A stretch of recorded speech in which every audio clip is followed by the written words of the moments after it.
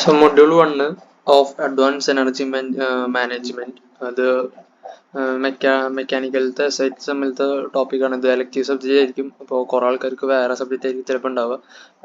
Advance energy management ഉള്ളവർക്കാണ് ഈ ഒരു സംഭവം. സോ ഇത് മാക്സിമം ലൈക്ക് ചെയ്യുക, ഷെയർ ചെയ്യുക, സബ്സ്ക്രൈബ് ചെയ്യുക. മാക്സിമം നമ്മൾ ബാക്കിയുള്ള ടോപ്പിക്സിനെയും ബാക്കിയുള്ള സബ്ജക്റ്റുകളും നമ്മൾ ഉൾപ്പെടുത്താൻ നോക്കുന്നതാണ്.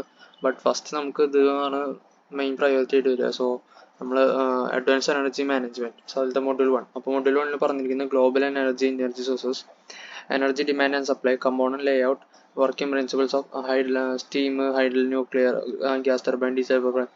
ഈ ഒരു 5 പവർ പ്ലാന്റ്സ് കുറിച്ചിട്ടാണ് നമ്മൾ മെയിൻലി നോക്കേണ്ടാവുക. സോ എനർജി ഡിമാൻഡ് എന്താണ്? അത് എന്താ പറയുക, ഒരു സ്ഥലത്തേക്ക് അല്ലെങ്കിൽ ഒരു സെക്ടറിലേക്ക് അല്ലെങ്കിൽ നമുക്ക് എന്തെങ്കിലും കാര്യങ്ങൾ ചെയ്യാൻ വേണ്ടി എത്രയോണ്ട് എനർജിയാണ് നമുക്ക് ആവശ്യം വരിക, ആ ഒരു കാര്യമാണ് energy demand.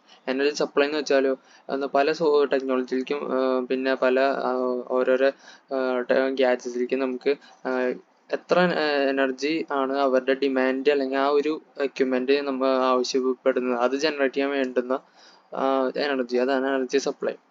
So low of conservation of energy നമുക്കറിയാം. എത്ര എനർജി നമുക്ക് ഒരു സിസ്റ്റത്തിലേക്ക് കൊടുക്കുന്നത് അത്ര കോൺസ്റ്റന്റ് നിൽക്കും.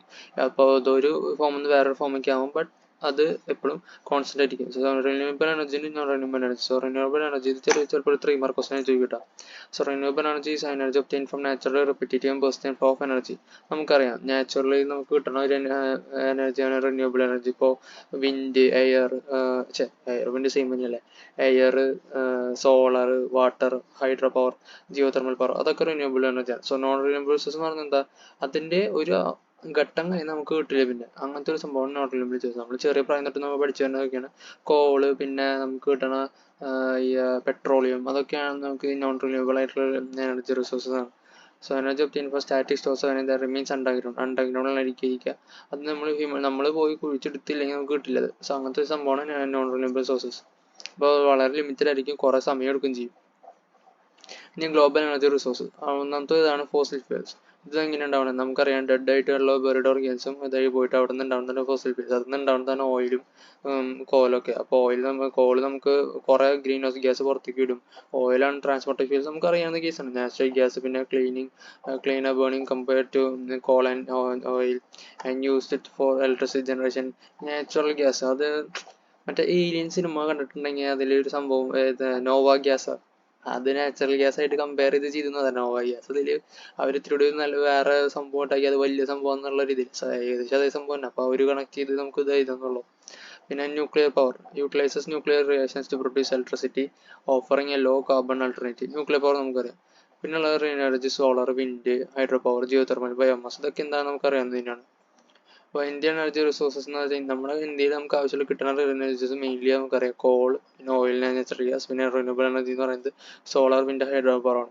ഹൈഡ്രോ പവർ പിന്നെ പറയാൻ വേണ്ട നമുക്ക്.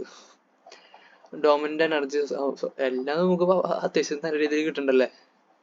Call dominant energy source for electricity generation, contributes to air pollution ഉണ്ടാക്കും കോൾ. ശരിയാ, കുറേ എന്താ പറയുക, കരി ഇതും പുകയും നിറച്ചു പോവും oil and natural gas transportation സെക്ടറിലും. പിന്നെ അത്യാവശ്യം ഡൊമസ്റ്റിക് ഡിമാൻഡ് ഉള്ള ഒരു സംഭവമാണ് ഓയിൽ ആൻഡ് നാച്ചുറൽ ഗ്യാസ്. പിന്നെ റിന്യൂവബിൾ എനർജി സോളാർ പറയണ്ട, നമുക്ക് ഒരു എന്താ പറയുക പകുതി സമയം ഫുള്ളും ചൂട് തന്നെ എന്തായിരുന്നു അത്. അപ്പോൾ ആ ഒരു ഇതിൽ സോളാർ സ്പാർക്സ്, പിന്നെ വിൻഡ് പറയണം. ഒരു ഘട്ടമാണെങ്കിൽ എവിടെയെങ്കിലും ഒക്കെ എന്തെങ്കിലുമൊക്കെ എപ്പോഴും വിൻഡ് ഉണ്ടാവും. So wind energy installations, coastal region. പിന്നെ ഹൈഡ്രോ പവറിന്റെ ഉറവിടാണ് നമ്മുടെ സ്ഥലം. And usage for electricity generation with both small and large hydropower projects. Biomass പിന്നുള്ളതാണ് ബയോമാസ്. ട്രഡീഷണൽ റൂറൽ ഏരിയസിലേക്ക് ഉപയോഗിക്കാം, കുക്കിംഗ്, ഹീറ്റിംഗ് ചെയ്യാൻ. നമ്മൾ 8th 9th ഒരു കുറിച്ചിട്ട് പഠിച്ചിട്ടുണ്ട് നമ്മൾ, മറ്റേ ബയോഗ്യാസ് റിയാക്ടർ അതൊക്കെ. So modern biogas projects electricity ജനറേഷനിലേക്കായിരിക്കും യൂസ് ചെയ്യാം. മറ്റേതിൽ അവിടെ അവർ കൂടുതലും ഫയർ ബേൺ ചെയ്യാനും പിന്നെ അവരുടെ കാര്യങ്ങൾ ചെയ്തു പോകാനായിരിക്കും റൂറൽ ഏരിയസിൽ നോക്കുന്നുണ്ടാവും. പിന്നുള്ളതാണ് nuclear power. The limited contribution to the energy mix but conserve for future expansion and address the need for low carbon electricity. ഒരു ലോ കാർബൺ ഇലക്ട്രിസിറ്റി കിട്ടാൻ വേണ്ടിയിട്ട് അങ്ങനെ ഒരു ഫ്യൂച്ചർ സ്കോപ്പ് കണ്ടുപിടിച്ചിട്ട് കണക്ക് കൂട്ടി നമ്മൾ ചെയ്യുന്ന ഒരു ന്യൂക്ലിയർ പവർ. പക്ഷെ വളരെ ഡേഞ്ചറസ് ആണ് നമുക്കറിയാം. പിന്നുള്ള natural gas, cleaner alternative for power generation. ശരി, അപ്പോൾ സോഴ്സ് ഓഫ് പവർ നമ്മൾ പറഞ്ഞ മാതിരി renewable power source, non renewable ഉണ്ട്. പിന്നെ എന്താ prime power is machine that transfer energy from thermal pressure form to mechanical form. Engine turbine ഒക്കെയാണ് prime mover. Power station എന്ന് പറയുന്നത് ഇലക്ട്രിസിറ്റി ജനറേറ്റ് ചെയ്യുന്ന സ്റ്റേഷൻ, ഇലക്ട്രിക് പവർ ജനറേറ്റ് ചെയ്യണത്. Steam power plant ഉണ്ട്, നമുക്ക് ഹൈഡ്രൽ പവർ പ്ലാന്റ് ഉണ്ട്, വെള്ളത്തിൻ്റെ power plant, nuclear power plant, gas turbine power plant, പിന്നെ diesel power plant. So steam power plant, ഒരു സ്റ്റീം പവർ പ്ലാന്റ് നമുക്കറിയാം Rankine സൈക്കിളിൻ്റെ ബേസിലാണ് വർക്ക് ചെയ്യുന്നത്. സ്റ്റീമിനെ കൺവേർട്സ് ആയ chemical energy of the fossil fuels, fossil ഫ്യൂൽസിൻ്റെ കെമിക്കൽ എനർജിയാണ് അത് മെക്കാനിക്കൽ ഇലക്ട്രിക്കൽ എനർജി ആയിട്ട് മാറ്റുക. സോ അതിൻ്റെ ഒരു ലേ ഔട്ടാണ് കാണിച്ചിട്ടുള്ളത്. സോ ഇതിൽ വരുന്നത് boiler is an equipment to produce steam. നമുക്കറിയാതെ ഇവിടെ ബോയിലർ വിത്ത് സൂപ്പർ ഹീറ്റർ കത്തിയത് അവിടെയാണ് നമുക്ക് സ്റ്റീം ഉണ്ടാക്കുക.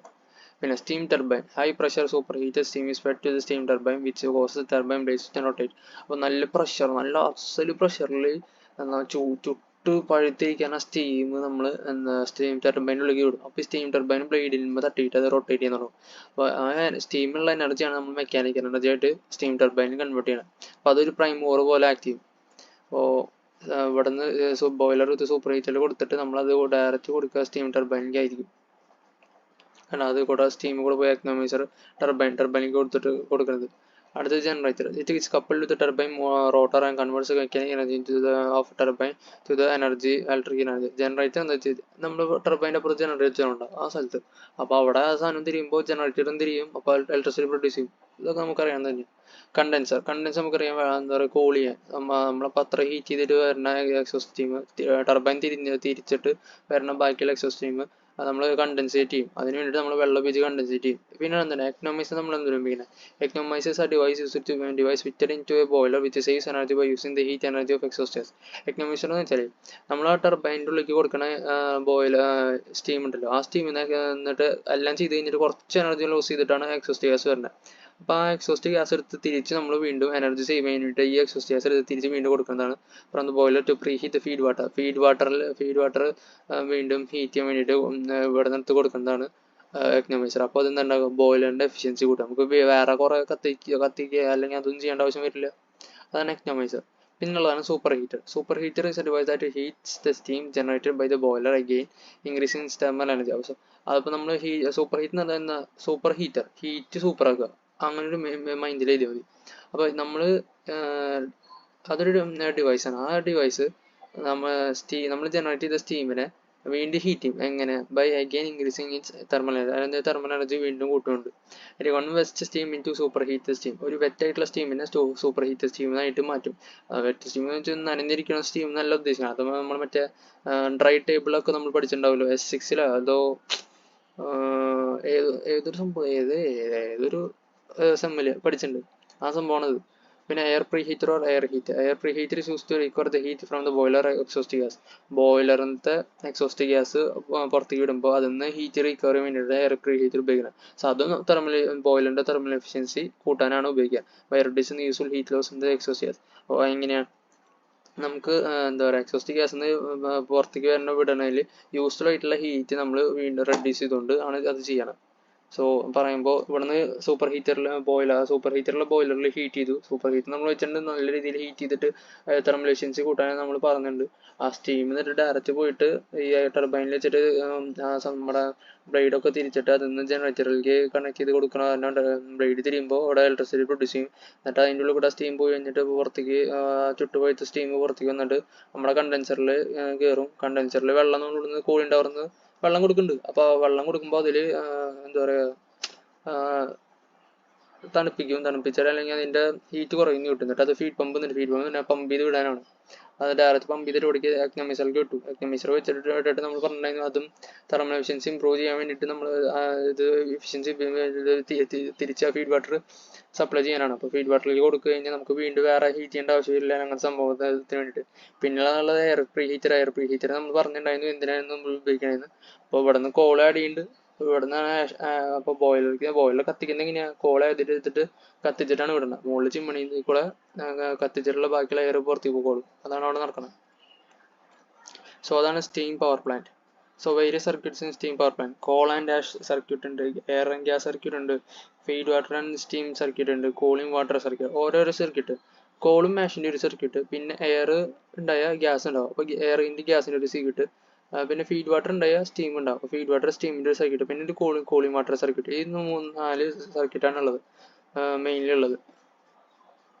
പിന്നെ advance. So call and ash circuit. Call from the storage. നമ്മൾ സ്റ്റോറേജിൽ നമ്മൾ കോൾ ഇട്ട് കൊടുക്കും ആ ബോയിലറിൽ. എന്നിട്ട് ആ ബോയിലർ കത്തുന്നത് അതിൻ്റെ ഇതിലാണ്. അപ്പോൾ അത് ഹാൻഡിൽ ചെയ്യാൻ അത്യാവശ്യം സാധനം വേണം.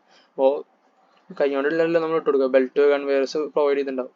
അപ്പോൾ അതിൽ അത് കോള് കത്തിയിട്ടുണ്ടാവുന്ന ഹീറ്റാണ് വാട്ടറിനെ ബോയിലറിൻ്റെ ഉള്ളിൽ വെച്ചിട്ട് സ്റ്റീമായിട്ട് കൺവേർട്ട് ചെയ്യണം. അപ്പോൾ അത് അത്യാവശ്യം പ്രഷറിലും ടെമ്പറേച്ചറിലാക്കി വിടണം. അപ്പോൾ അതിൽ നിന്നുണ്ട് ആഷാണ്. Ash result from the combustion of ചാരം. ആ സംഭവമാണ് നമ്മൾ ആഷ് സ്റ്റോറേജിലേക്ക് തള്ളികളാണ്. സോ അതാണ് coal and ash circuit. Air and gas circuit. അറ്റ്മോസ്ഫിയറിൽ നിന്ന് എടുക്കുന്ന എയർ നമ്മൾ കൊണ്ടുവന്നിട്ട് induce road fan first passes through the air preheater. Air പ്രീഹീറ്റിൻ്റെ ഉള്ളിലൂടെ വന്നിട്ട് ആ ഹീറ്റഡ് ബൈ ഫ്ലൂ ഗ്യാസസ്. അതിൽ നിന്നുള്ള ഹീറ്റ് വെച്ചിട്ട് എന്താ പറയുക, ഫ്ലൂ ഗ്യാസസ് വെച്ച് ഹീറ്റ് ചെയ്യും. അപ്പോൾ ഈ hot air is then passes through the furnace. ആ ഹോട്ട് എയർ ഫർണസിൻ്റെ ഉള്ളിൽ കൂടെ പോകും. ഫ്ലൂ ഗ്യാസസ് ആഫ്റ്റർ പാസിങ് ബോയിലറിൻ്റെ മുകളിൽ കൂടെ പാസ് ചെയ്ത് കഴിഞ്ഞിട്ട് സൂപ്പർ ഹീറ്റഡ് ട്യൂബിൻ്റെ ഉള്ളിലേക്ക് പോയി. എന്നിട്ട് അത് ഡസ്റ്റ് കളത്തിൻ്റെ ഉള്ളിൽ കൂടെ പോയിട്ട് എക്നോമൈസറിൻ്റെ ഉള്ളിൽ കൂടെ വന്ന് എയർ പ്രീഹീറ്റ് ചെയ്യും. എന്നിട്ട് അത് എന്നിട്ടാണ് അറ്റ്മോസ്ഫിയറിലേക്ക് ചിമ്മിണി കൂടെ പുറത്തേക്ക് പോവുക. അതാണ് ഇപ്പോൾ എയർ ഗ്യാസ് സർക്യൂട്ട്. പിന്നുള്ളത് ഫീഡ് വാട്ടർ സ്റ്റീം സർക്യൂട്ട്. ഇപ്പോൾ steam generated in the boiler is supplied to the turbine to develop mechanical power. Mechanical power develop ചെയ്യാൻ വേണ്ടിയിട്ടാണ് നമ്മൾ ബോയിലറിൽ സപ്ലൈ ചെയ്യണം. ബോയിലറിൽ സ്റ്റീം സപ്ലൈ ചെയ്യണം. അപ്പോൾ അതിൻ്റെ ഉള്ളിൽ നിന്ന് വരുന്ന സ്റ്റീം നമുക്ക് കണ്ടൻസ് ചെയ്യണം. തിരിച്ച് നമ്മൾ വിടുന്ന സംഭവമാണ് ഫീഡ് വാട്ടറും സ്റ്റീം സർക്യൂട്ട് എന്ന് എഴുതണം. പിന്നെ cooling water circuit. Abundant quantity of water is required for condensation. സ്റ്റീമിന് കണ്ടൻസേറ്റ് നല്ല കുറേ വെള്ളം വേണ്ടി വരും. അപ്പോൾ അത് കൂടുതൽ നമ്മൾ റിവറിൽ നിന്ന് എടുക്കണം. അപ്പോൾ ഇത് സെറ്റപ്പ് ചെയ്യുന്നത് എവിടെയായിരിക്കും? മിക്കതും റിവർ സൈഡിലായിരിക്കും. അപ്പോൾ ആ വെള്ളം നമുക്ക് പ്ലാന്റ് സൈഡിലേക്ക് അവൈലബിൾ ആവുന്നത് കൂളിംഗ് ടവറിൽ വഴിയാണ് ഉപയോഗിച്ചിട്ടാണ് നമ്മൾ ചെയ്യുക. സ്റ്റീം പവർ പ്ലാന്റിന്റെ അഡ്വാൻറ്റേജ്. ഒന്നാമത്തെ കാര്യം അഡ്വാൻറ്റേജ് എന്താ? ആദ്യം നമുക്ക് ഇനീഷ്യൽ കോസ്റ്റ് കമ്പയർ ചെയ്താൽ ബാക്കിയുള്ള പ്ലാൻസിനെ ഇപ്പോൾ ഇനീഷ്യൽ കോസ്റ്റ് വളരെ കൂടുതലാണ്. ഇത് ബാക്കിയുള്ളതിനെ സംബന്ധിച്ച് നമുക്ക് കുറച്ച് പൈസ ഇറക്കി ചെയ്യാമെന്നുള്ളൂ. Capital cost is low compare to hydel power. പറഞ്ഞു തന്നെ വളരെ ലാർജ് ക്യാപിറ്റൽ വേണ്ട വരില്ല ഇതിന്. ഹൈഡ്രോ പ്രൊജക്റ്റ് ചെയ്യണമെങ്കിലോ വെറുതെ മുല്ലപ്പെരിയാർ ഡാം നമ്മൾ എന്താ പറയുക, അങ്ങനെ ഒരു ഇതിൽ നിൽക്കണ കാരണം അത് ചെയ്യണമെങ്കിൽ നല്ല പ്രൊജക്റ്റിന് നല്ല പൈസ വേണ്ടി വരും. ആ പൈസ ഉണ്ടായാലും നല്ല രീതിയിൽ വേറെ ഡാം പോയിട്ട് കെട്ടാൻ അല്ലെങ്കിൽ എന്തെങ്കിലും ചെയ്യാൻ പറ്റുള്ളൂ. അതുകൊണ്ടാണ് അത് പറയുന്നത്. പിന്നെ മൂന്നാമത്തെ കേസും കൺസ്ട്രക്ഷൻ ടൈം കുറവായിരിക്കും. ശരിയാ, കൺസ്ട്രക്ഷൻ ടൈം മറ്റേ സംഭവത്തിന് കുറവായിരിക്കില്ലേ, ആ ഒരു മൈൻഡ്. പിന്നെ എന്നിട്ട് വരിക power generation does not depends on natural climate condition. അതും ശരിയാണ്. ക്ലൈമറ്റ് കണ്ടീഷൻ ഡിപ്പെൻഡ് ചെയ്യണം. റിന്യൂവബിൾസ് എനർജി അല്ല, നോൺ റിന്യൂവബിൾ ആണ്, നമ്മുടെ കയ്യിൽ നിൽക്കുന്ന സാധനമാണ്. പിന്നെ power plant can be located near industrial area. അതും ശരിയാണ്, കറക്റ്റാണ്. പിന്നെ disadvantage of steam power plant. ഇതിൻ്റെ ഡിസഡ്വാൻറ്റേജ് എന്താണെന്ന് സോഴ്സ് ഓഫ് ഫ്യൂൽ ഒന്ന് കോളുക, ഫോസിൽ ഫ്യൂൽസ്, പിന്നെ കുറേ പ്രശ്നങ്ങൾ ഉണ്ടാക്കും. Power generation cost consider high compared to hydel power plant. അത് പവർ ജനറേറ്റ് ചെയ്യാനുള്ള കോസ്റ്റ് കൂടുതലാണ്. ശരിയാ, അതും കറക്റ്റാണ്. ഹൈഡൽ പവർ പ്ലാന്റ് ഡയറക്റ്റ് നമുക്ക് കിട്ടും. അപ്പോൾ അതുകൊണ്ടാണ് KCB അത് പ്രൊവൈഡ് ചെയ്യണം അല്ലേ. Operating cost is more compared to diesel. അപ്പോൾ ഇത് ഓപ്പറേറ്റ് ചെയ്യാനുള്ള കോസ്റ്റ് ഡീസൽ ന്യൂക്ലിയർ പവർ പ്ലാന്റിനായിട്ട് കൂടുതലാണ്. അതും ശരിയായിരിക്കും, കറക്റ്റാണ്. Maintenance cost is high as compared with hydro and diesel power plant. Maintain ചെയ്യാൻ അത്യാവശ്യമാണ്. ഇടയ്ക്കിടയ്ക്ക് മെയിൻറ്റെയിൻ ചെയ്യേണ്ട വരും, എവിടെയെങ്കിലും ലീക്ക് ഉണ്ടോ നോക്കേണ്ടി വരും. പിന്നെ ഫർണൻസൊക്കെ നമ്മൾ ക്ലീൻ ചെയ്യേണ്ട ഒരു ഇടയ്ക്ക്. അപ്പോൾ അങ്ങനത്തെ ഓരോ കേസുകളൊക്കെ ഉണ്ട്. പിന്നെ fuel transportation handling and fuel. നമുക്ക് ഫ്യൂവൽ ഇവിടേക്കല്ലോ ട്രാൻസ്പോർട്ട് ചെയ്യാനും പിന്നെ ഇപ്പോൾ ഒരു നമ്മൾ സെറ്റപ്പ് ചെയ്യുന്ന ഏരിയയുടെ അവിടേക്ക് എത്തിക്കാനും ഹാൻഡിൽ ചെയ്യാനൊക്കെ വളരെ ഡിഫിക്കൽട്ടായിരിക്കും. സോ അതാണ് സ്റ്റീം പവർ പ്ലാന്റ്. സോ ഇന്ന് അടുത്ത വീഡിയോയിൽ നമ്മൾ ഹൈഡ്രോ പവർ പ്ലാന്റ് ബാക്കിയുള്ളതൊക്കെ നോക്കുന്നതായിരിക്കും. സോ ലൈക്ക് ചെയ്യുക, ഷെയർ ചെയ്യുക, സബ്സ്ക്രൈബ് ചെയ്യുക, അത്ര തന്നെ.